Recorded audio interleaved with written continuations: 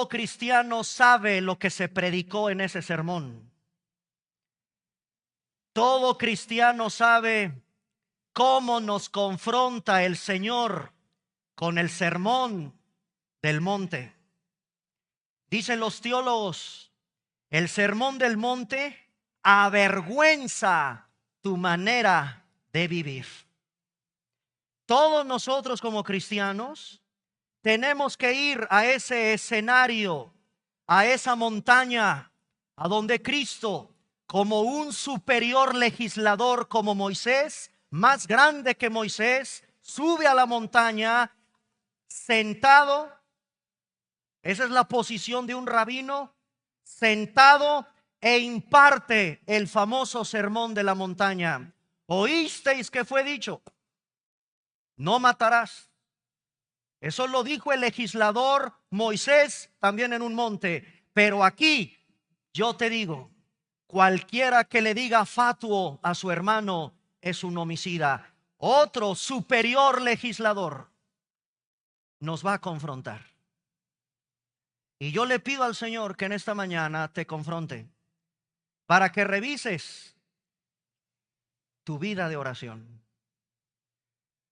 En el Evangelio de Mateo capítulo 6, en el contexto de este famoso sermón, a partir del versículo 5 dice Cristo, y cuando ores, ¿sabes qué está presuponiendo Cristo aquí? Que oras. Y cuando ores, se entiende, ¿verdad? Se presupone, ¿verdad? Que oras. No me van a levantar la mano porque el primer avergonzado soy yo. ¿Oras? Cristo está en lo correcto aquí. Cuando ores, o sea, Cristo ya da por sentado, Cristo ya da por hecho que tú eres una mujer, un joven, hasta un niño, un adulto, un hombre de oración. De hecho, en el capítulo 6, verso 2, también da por entendido, se presupone que das. Vean 6:2. Cuando pues des limosna. Esta es una palabrita aquí en la Reina Valera 60 que nos causa un poco de ruido. Como que limosna, como que si te sobran ahí 50 centavos y échalos en el alfolí. El Señor da por sentado que también un cristiano da. Das. Eso es un cristiano. Ya lo da por sentado el Señor. Bueno, pues de la misma manera en que das, damos, sostenemos la obra del Señor, todos con nuestra ofrenda, con las bendiciones que Dios te dio en tu trabajo. También da por sentado el Señor en el versículo 5 que oras. Cuando ores, no seas como los hipócritas, porque ellos aman el orar en pie en las sinagogas y en las esquinas de las calles para ser vistos de los hombres. De cierto os digo que ya tienen su recompensa. Versículo 6.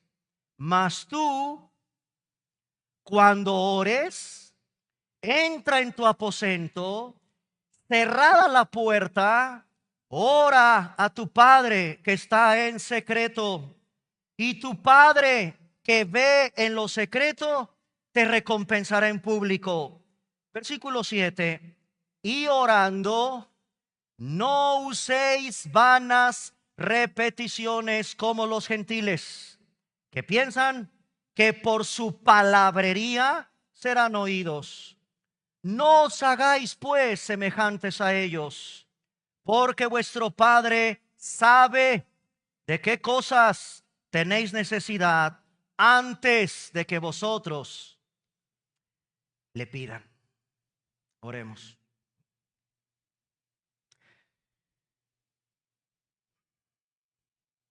Orar, platicar contigo, amado Señor, es como respirar. Para nosotros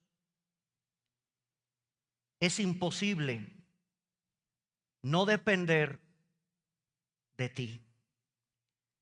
En esta mañana agradezco, Señor, que hayamos podido celebrar como iglesia nuestra primera reunión congregacional de oración para haber orado por todas las necesidades de los niños enfermos de nuestra iglesia, por los hombres y mujeres que están atravesando un juicio legal, por los hombres y mujeres que están preocupados por su trabajo y su economía. Gracias por habernos dado la oportunidad de platicar contigo acerca de las preocupaciones propias de la vida que tiene tu pueblo. Vaciar nuestro corazón delante de ti, Señor, es un deleite, y a eso nos llamas, a tener esta conversación privada, íntima de todos los días contigo, pero al mismo tiempo agradecidos que nos hayas reunido como iglesia para poder orar por nuestros hermanos, incluyendo por nuestras autoridades. Haznos una iglesia que entienda la importancia de la oración. Y gracias por la oportunidad que nos das en esta mañana de aprender de ti. Bendito Maestro, Maestro por excelencia de lo que es una vida de oración. En el nombre de Cristo oramos. Amén. Ok, hermanos, quiero dirigir este mensaje a todos los que somos creyentes porque tenemos que seguir estas instrucciones. Un cristiano que ora es un cristiano que tiene una vida espiritual saludable.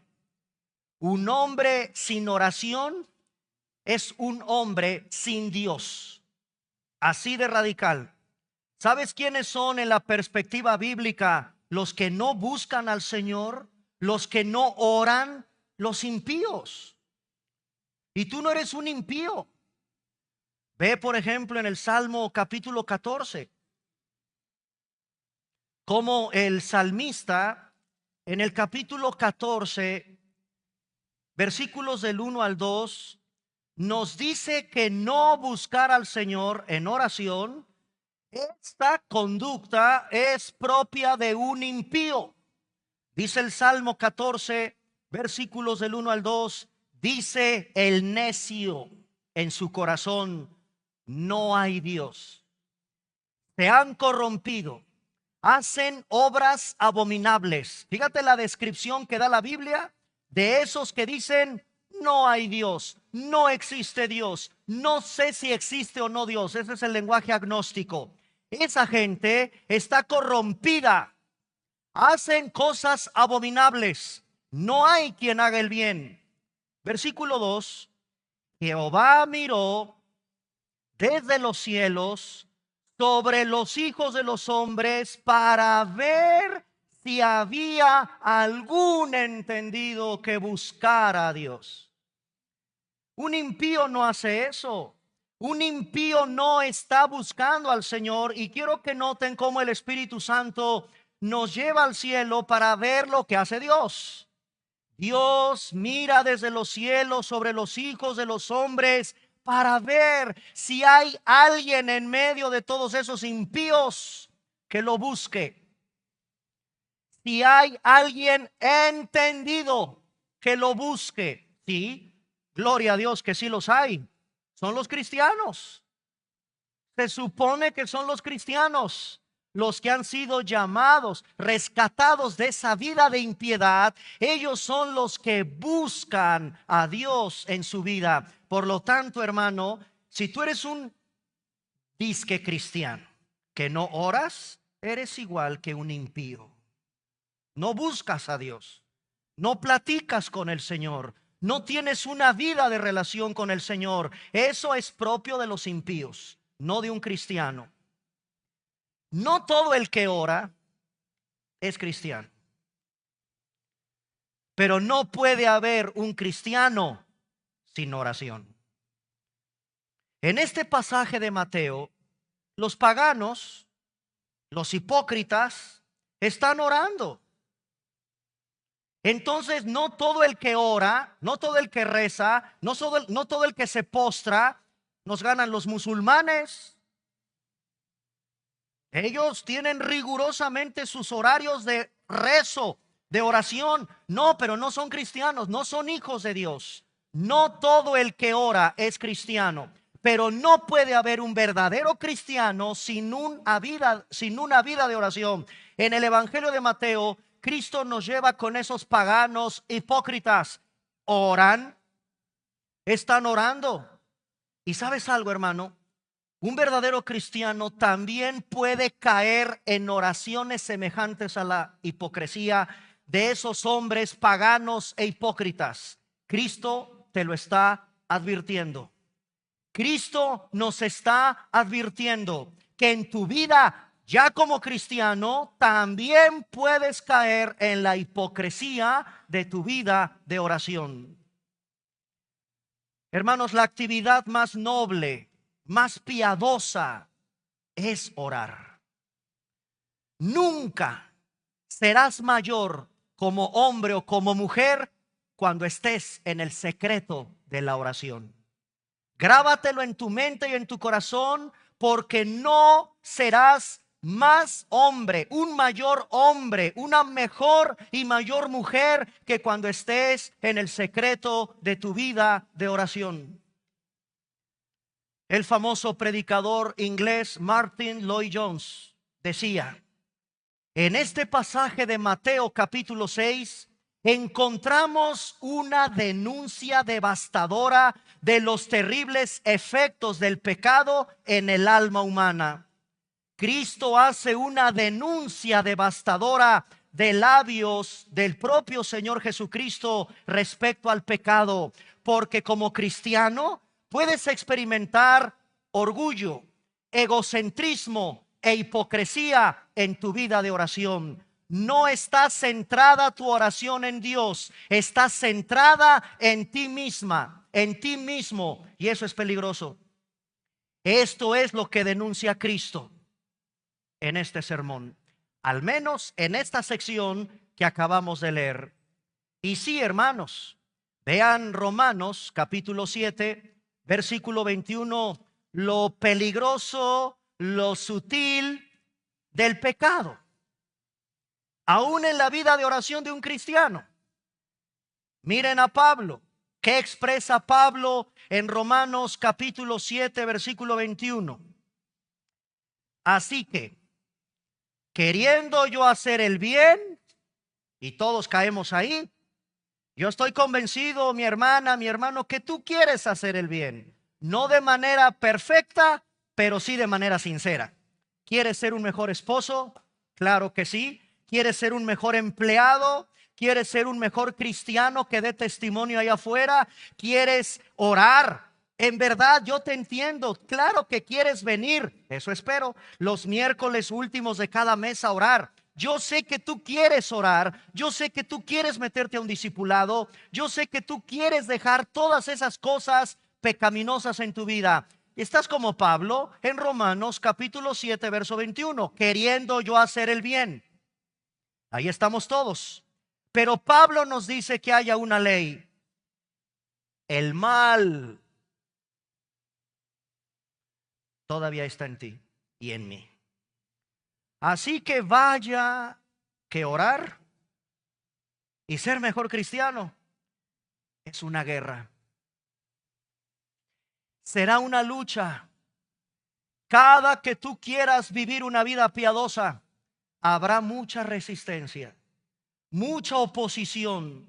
Durante todo tu peregrinar en esta tierra, habrá mucha resistencia para que seas un hombre y una mujer de oración. Pablo lo reconoce, hermanos, el mal, oposiciones, flojera, apatía, desánimo, incredulidad, etcétera, todavía está en ti. Y se convierte en una lucha. Vamos a revisar entonces en esta mañana con la guía del Espíritu Santo los obstáculos. Detéctalos, por favor. Los obstáculos que tú y yo tenemos que enfrentar ante nuestro deber, nuestra obligación de orar. Como pastor de esta amada iglesia, quiero enseñarte de manera práctica cómo superar. Primero hay que detectar los obstáculos para que tu vida espiritual sea una vida saludable gracias a tu tiempo que pasas en intimidad con el Señor. Entendamos algo, hermanos, hay maquinaciones diabólicas para que no ores. Si de por sí el mal está en ti, ahora también agrégale todo lo que se confabula en contra tuya para que no seas una mujer y un hombre de oración. Detecta, por favor, toda maquinación del diablo para que no ores. Me voy a basar en una obra del escritor William Gurnall.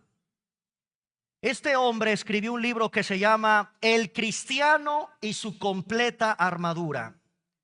El cristiano con toda la armadura de Dios. William Gurnall. Puedes encontrar ese libro en las redes. Está en PDF. William Gurnall. La obra, El cristiano y su completa armadura. De aquí vamos a extraer algunos de los obstáculos que este autor nos da, por supuesto, respaldados en la escritura de nuestra vida de oración. Obstáculos. Número 1. Uno de los obstáculos más grandes que tú y yo tenemos, en primer lugar, es creer que si oramos en el estado en que nos encontramos, es mucha hipocresía.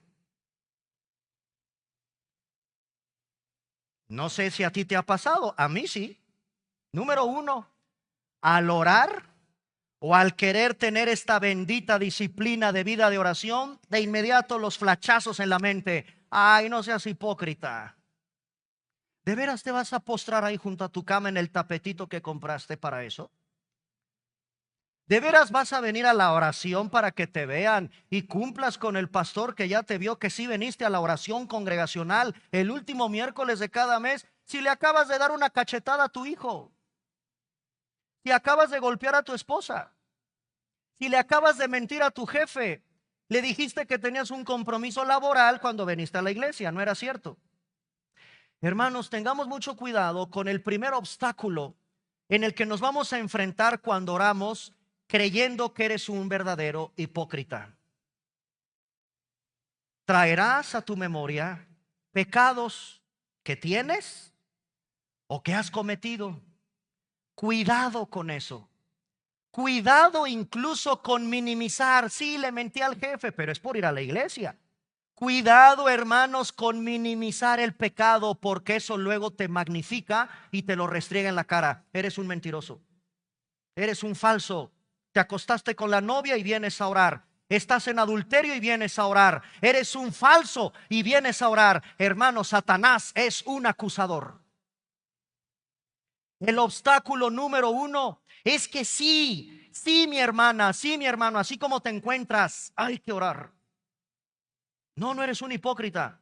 Para eso tenemos la escritura y tenemos Primera de Juan 2:1. Primera de Juan capítulo 2 versículo 1. Hijitos míos, la ternura con la que el Señor nos habla en estas cartas de Juan. Hijitos, hijitos míos, estas cosas os escribo para que no pequéis. Y si alguno hubiere pecado, abogado, abogado tenemos para con el Padre. ¿A quién? ¿Qué esperamos para acudir a ese abogado? A Jesucristo el justo. Vaciemos nuestro corazón todos los días en este abogado que va a interceder por ti. Y la sangre de Cristo te limpia de todo pecado. Así que en la condición en la que estás, ponte a orar. Obstáculo número 2. Indispuesto. Qué peligro. Qué obstáculo tan grande. Estoy indispuesto. No tengo ganas. ¿Así? No tengo ganas. Estoy indispuesto. Hermanos, todo creyente verdadero ora. No podemos darle cabida a la indisposición. Estoy indispuesto. Un verdadero cristiano ora. Esto es básico, esto es fundamental. En el libro de Hechos de los Apóstoles, capítulo 9. Hechos capítulo 9. Un religioso, muy religioso, un hombre celoso, muy celoso, un asesino, uno que dio su consentimiento de cómo apedreaban a Esteban. Mátenlo, adelante, apedréenlo por hereje. Uno que fue a pedirle cartas a los líderes del Sanedrín. Necesito cartas de autorización para meterme en las casas de esos perros cristianos y sacarlos a patadas. Aquí hay un hombre, hermanos, un hombre asesino, un hombre perseguidor de la iglesia. Lo primero que hizo ese hombre cuando se entrega a Cristo es orar.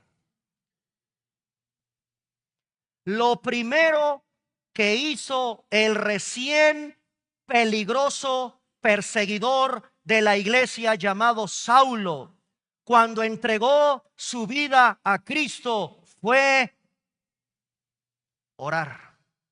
Y eso tranquilizó a Ananías. ¿Sabes cómo el Señor le tuvo que calmar? Porque perdónenme, Saulo respira amenazas. Y cuando el Señor va con Ananías y le dice: Ananías, ve a la calle fulana de tal, ahí vas a encontrar a un hombre llamado Saulo. Inmediatamente Ananías dijo: Señor, yo sé quién es ese hombre y cuánto daño le ha hecho a tu pueblo. Sí, Ananías, pero él ora. Y con eso Ananías se tranquilizó. En Hechos capítulo 9, versículo 11 lo leemos. El Señor le dijo a Ananías: levántate, ve a la calle que se llama Derecha y busca en casa de Judas a uno llamado Saulo de Tarso, porque ¿qué está haciendo? El hombre que persiguió, el hombre que vio la terrible muerte de Esteban, el hombre que está ahí está orando. Es lo primero que revela la Biblia del ministerio maravilloso de Pablo. Lo primero, no escribe ninguna carta aquí. No tiene todavía a su secretario amanuense como tercio ahí para dictarle Romanos. Lo primero, la primera imagen que tenemos del gran león de Dios es su vida de oración. Lo primero que hizo el recién convertido fue orar. Con esto se tranquilizó Ananías. Y Ananías obedeció al Señor para curar a Pablo porque estaba ciego. En Primera de Tesalonicenses capítulo 5 versículo 17 está uno de los versículos más pequeñitos de toda la Biblia, hermanos. Si no te memorizas Primera de Tesalonicenses 5:17, necesitas ir con un neurólogo a que te revisen.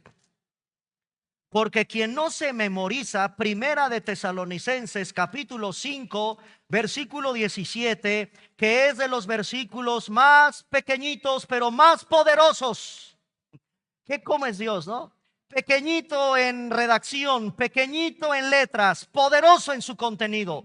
Tratados se pueden escribir acerca de Primera de Tesalonicenses 5:17. Orad sin cesar. Punto. Eso se memoriza hasta un niño de nuestra escuelita dominical. Es una orden, es un deber. Hermanos, no confundas la hipocresía con la obediencia. Aquí no te dice el Señor: ora sin cesar cuando estés bien con tu esposa. Ora sin cesar cuando lleves una vida limpia, perfecta, pura delante de mí, y ahora sí acércate. No, Hermanos, no me confundan, por favor, la hipocresía con la obediencia. Se obedece. Esté en la condición de pecado en la que vine en esta mañana a la iglesia, obedezco, Señor, y me pongo a cuentas contigo y buscaré tu rostro, no porque tenga deseos o no, o sí, sí o no de orar. Oro porque obedezco. Nada de que no tengo deseos. Es que no me nace, es que no tengo ganas. Hermanos, oras porque obedeces. Eso es lo correcto delante del Señor. Ocúpate de tu deber. Y tu deber es orar. Mira, Satanás, te lo garantizo, Satanás tiene más miedo a tu sinceridad y a tu obediencia que a tu hipocresía. ¿Me escucharon? Satanás tiene más miedo a tu sinceridad, a tu obediencia al Señor, que a tu hipocresía. Así que en este segundo punto, como un obstáculo para que reflexiones en tu vida de oración, nada de que no tengo deseos de orar. Debes de orar, ese es tu deber delante del Señor. En el Antiguo Testamento hay un caso de un rey que emitió un decreto donde prohibió a todos los ciudadanos de su reino, a todos los súbditos de su imperio, de su gobierno, que no oraran. Uy, yo sé que esto suena medio utópico. ¿Qué pasaría ahora que están muy de moda la firma de decretos? Decretos y decretos del presidente de Estados Unidos. Quiero pensar que te imaginas que nuestro gobierno o el gobierno de él firmen un decreto donde a las iglesias se les prohíbe orar. ¿Lo pueden hacer? Tienen todo el poder para que lo hagan esos hombres puestos por Dios. ¿Qué haría la iglesia del siglo XXI? Gracias a Dios no es el caso, pero sí hubo antecedentes en la historia de un monarca como Darío. En el libro de Daniel, en el capítulo 6, que se le ocurrió firmar un decreto. Y en el libro de Daniel, capítulo 6, versículo 6, dice la Biblia: entonces estos gobernadores y sátrapas, Daniel 6:6, se juntaron delante del rey y le dijeron así: Rey Darío, para siempre vive. Todos los gobernadores, fíjate nada más la confabulación endemoniada, diabólica en los gobiernos. Se reunieron los gobernadores de ese reino, los magistrados, todos los sátrapas, los principales, príncipes, capitanes, y acordaron un diabólico consejo. Esto solo puede venir de Satanás y del infierno. Confabularon en la promulgación de un edicto real. Fueron estos los que incentivaron al único que podía firmar ese decreto, el rey Darío. Promulga un edicto, confírmalo, rey. ¿Y cuál era el problema? Cualquiera que en un periodo, en un espacio de 30 días, ore, demande petición de cualquier Dios o de cualquier hombre fuera de ti, oh rey, cualquiera que se atreva a pedirle a una deidad o a otro hombre que no seas tú, de inmediato el edicto sea ejecutado en la condena de ser arrojados a un foso con leones.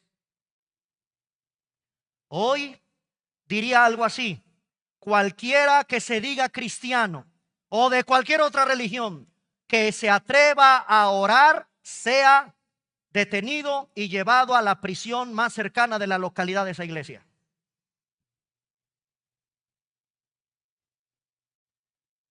Y al menos aquí en Morelos hay una cárcel muy grande donde yo creo que sí todos cabemos.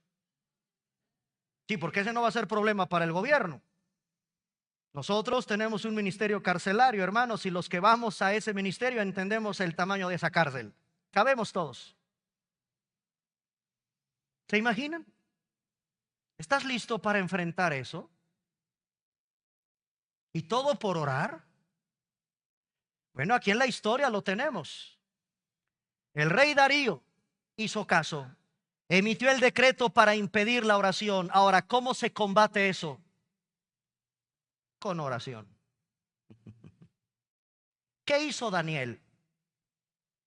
Llegó a su casa, abrió las ventanas que miraban hacia Jerusalén, porque aquí estamos en Babilonia. Abrió la ventana en dirección a Jerusalén, simbólicamente norte, sur, este, oeste, y se hincó. Y 3 veces al día él oraba y lo volvió a hacer.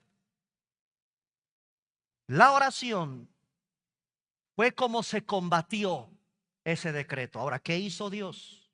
¿Lo libró del foso? No.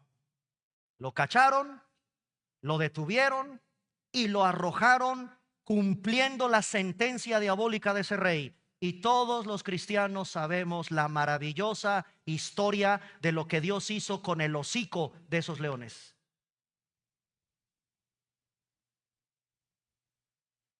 No me pongas, estoy indispuesto, porque no ha llegado a tu vida un decreto para que te prohíban orar. Y aún prohibiéndote orar, debes orar por ese decreto.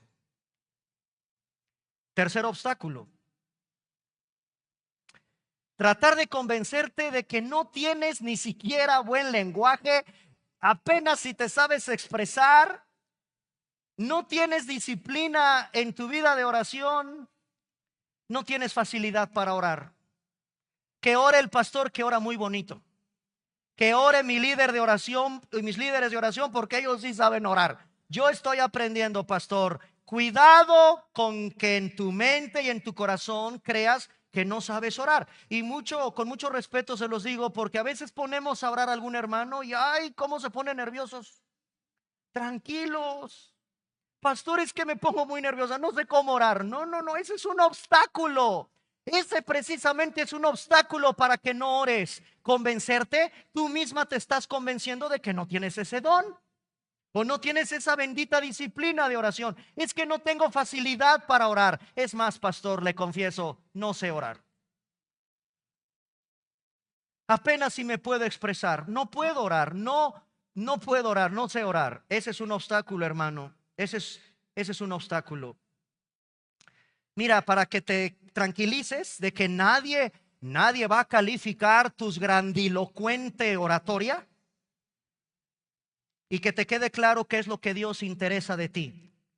Primera de Samuel, capítulo 16. Primer libro de Samuel, capítulo 16, versículos del 6 al 7. Hermanos, a Dios, con todo respeto, no le interesan. Porque cuidado, porque yo no dudo, ¿cómo orarían los hipócritas de la época de Jesús? Uf. Se ponían en las plazas públicas con su vestimenta religiosa. Era impactante esa vestimenta, ¿eh? La película de Mel Gibson nos da una idea de cómo vestían ese grupo selecto de miembros del Sanedrín. Eran ropajes impresionantes de religiosidad. ¿Cómo se paraban a orar esos hombres? ¿Qué tanto decían? Que la gente los veía y se hacían chiquitos. No, yo no sé orar como el rabino tal, como el fariseo tal, como el escriba tal. Hermanos, mira primera de Samuel, capítulo 16, versículos del 6 al 7, porque Dios no va a calificar tu grandilocuente oratoria cuando ores. Aconteció, dice primer libro de Samuel, capítulo 16, del 6 al 7, que cuando ellos vinieron, estamos en el contexto de todos los hijos de Isaí, hermanos de David. Va el profeta Samuel, ordenado por Dios a ungir. Él tiene una encomienda de ungir a un rey. Y de repente aparece el más grandote, el más preparado, el que mejor viste, la estatura, el color de ojos, su preparación. Uy, no hombre, este muchacho Eliab era el chico que traía babeando a todas las mujeres de Israel. ¿Y qué hizo Samuel? Es lo que haces tú y yo. Ah, caray, qué buen porte. Ah, caray, cómo viste. Ah, caray, cómo habla. Segurito este es el ungido. Eso es lo que ves tú y yo. En el versículo 7 se encuentra uno de los versículos más hermosos, preciosos de la Biblia para mí. Porque el Señor le dice a su profeta: no mires, no mires su parecer, no mires lo grande de su estatura, yo lo desecho. Jehová, y esto, hermanos, qué maravilla, y gracias a Dios por eso. Jehová no mira lo que tú y yo miramos. ¿Qué mira Dios? El corazón. No mires lo que mira el hombre. El hombre, Samuel, el hombre mira lo que está delante de sus ojos, pero Jehová mira lo que nadie es capaz de mirar más que Dios. Y se llama dentro de la antropología bíblica corazón. Eso es lo que mira Dios. Así que mi hermano, no escucha a Dios la hermosura del lenguaje, las palabras grandilocuentes. Lo que Dios demanda de ti es la sinceridad, el quebrantamiento de tu corazón. Ese quebrantamiento que viene de la parte más íntima de tu ser. Eso es lo que mira Dios. No son necesarias las frases hermosas. Incluso no son necesarios los argumentos teológicos y bíblicos bien integrados. Si no tienes un correcto corazón, si no tienes un corazón quebrantado, de nada me sirve tu grandilocuente oratoria o tus argumentos bíblicos bien integrados. Dios mirará el corazón de alguien quebrantado. Y sabes una cosa, mi hermano, se supone que los cristianos tenemos ese corazón quebrantado. ¿Sabes por qué Dios va a aceptar la oración de un verdadero cristiano? Por la obra preciosa de Cristo. Por la obra preciosa de Cristo. Santiago capítulo 5 versículo 16 lo dice. Este es un versículo obligado para todos los que entendemos que es la oración.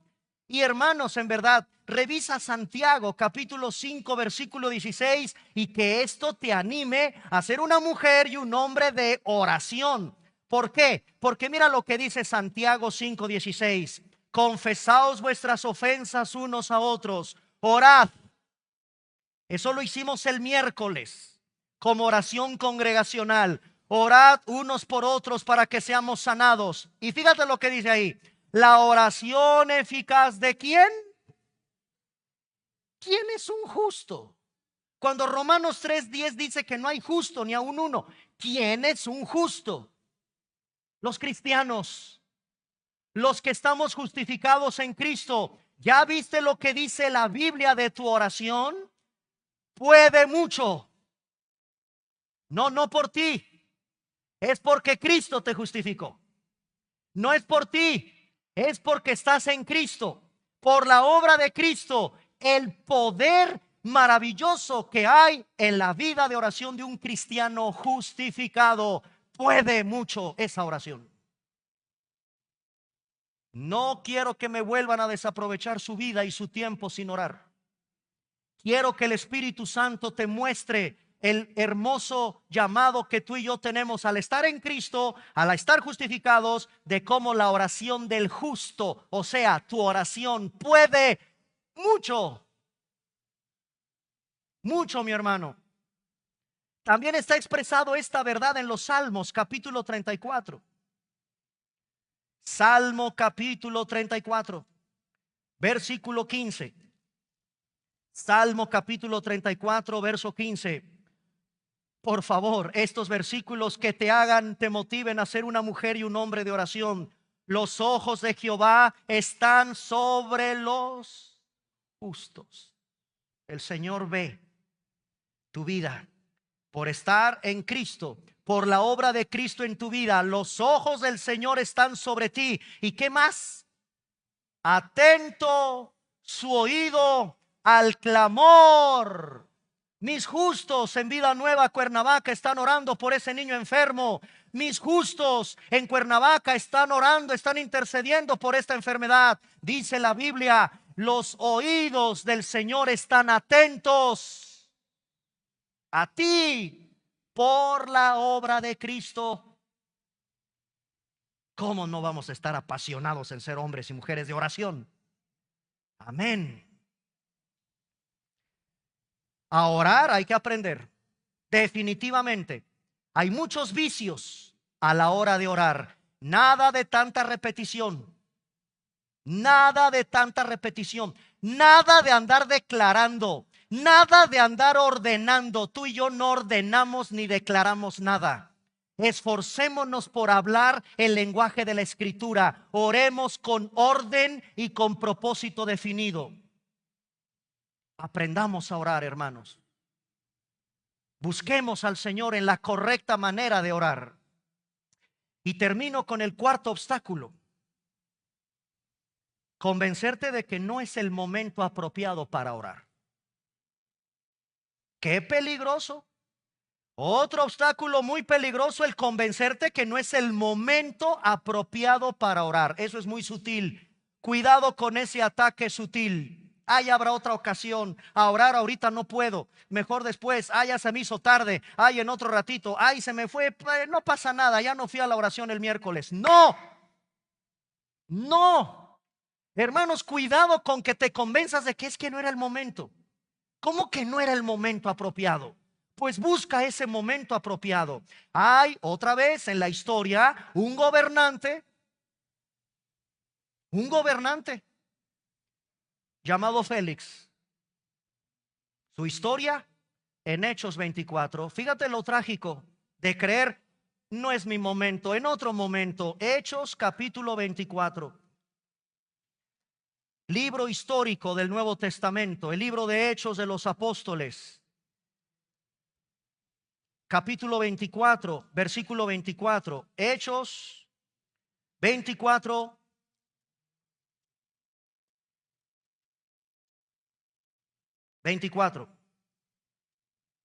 ¿Listos? Algunos días después, viniendo Félix con Drusila, su mujer, que era judía, llamó a Pablo y le oyó acerca de la fe en Jesucristo. Fíjense, Pablo no desaprovecha la oportunidad, comparte el evangelio. Pero, dice el versículo 25, al disertar Pablo acerca de la justicia, del dominio propio y del juicio venidero, Félix se espantó. No, hermanos, hay que predicar de eso, Hay que predicar de lo que Pablo está predicándole aquí a los gobernantes. Dominio propio, justicia y juicio venidero. Claro que sí.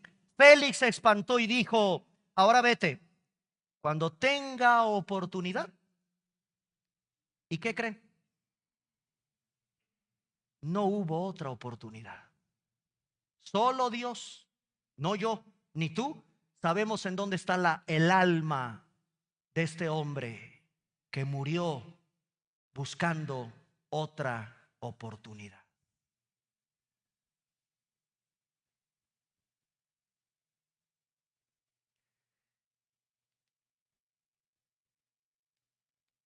Desvelo, cuidado, duerme bien. Pereza, cuidado. Distractores, mucho cuidado. El diablo te va a pedir un poquito de tiempo. Sí, nada más que es para robártelo y no te lo devuelve. El diablo te va a pedir un poquito de tiempo. Y si tú cedes, te lo va a robar. Y te digo algo, no te lo va a devolver.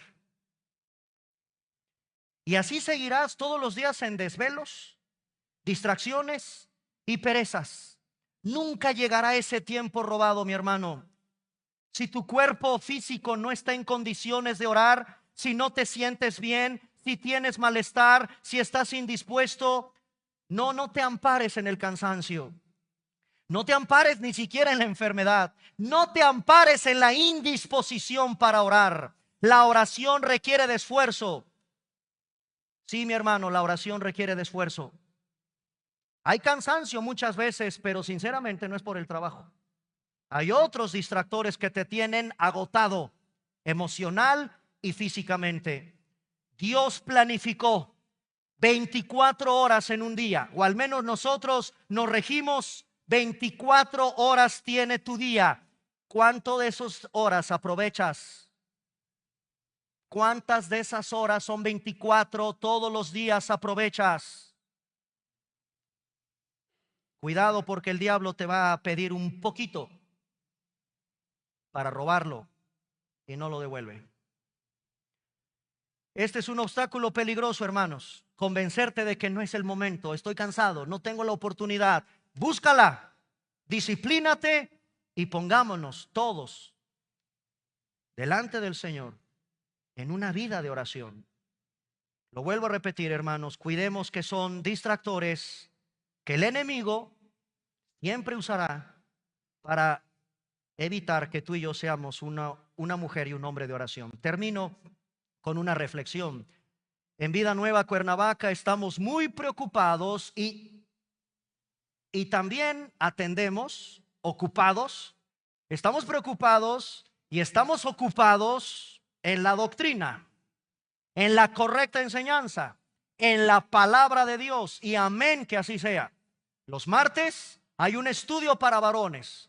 Los jueves hay un estudio bíblico para mujeres. Los viernes procuramos que los matrimonios tengan su reunión y es bíblica, hay estudio bíblico. Los sábados tenemos un instituto teológico. Los jóvenes reciben instrucción. El domingo los adolescentes reciben instrucción. Nuestros niños en la escuela dominical reciben instrucción. Somos una iglesia preocupada y ocupada en la sana doctrina y en la enseñanza de las escrituras. Pero no puedo hacer a un lado la otra ala de un ave, la oración. ¿Cuál ala es más importante para un ave? ¿La derecha o la izquierda? En una iglesia es esto, y es la vida de oración. De ahí la importancia de compartir con ustedes hoy este tema. Pónganse de pie, por favor, hermanos.